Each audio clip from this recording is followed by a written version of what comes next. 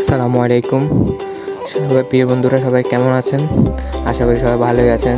তো আজকে দেখবেন আমাদের এই একটি লাঠি রাখার জন্য সুন্দর একটি স্ট্যান্ড।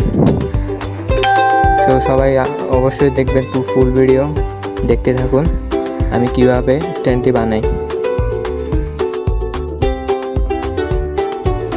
আমাদের গর্ত করা শেষ হয়ে গেলে আমাদের লাগবে 3টি বাঁশ, যেগুলা দিয়ে আমরা এখানে স্ট্যান্ড বানানোর জন্য একটি মজবুত খুঁটি তৈরি করতে পারি।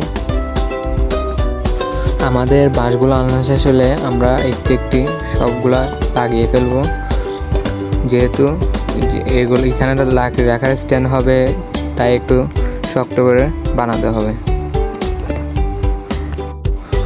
ওইখানে একটি আগের কংক্রিটের চুলা ছিল, আমরা তাই চুলাটা একটু সরিয়ে দিই, নাহলে আমাদের কাজে বাধা আসতে পারে, তাই আমরা ওটা একটু সরিয়ে ফেলি।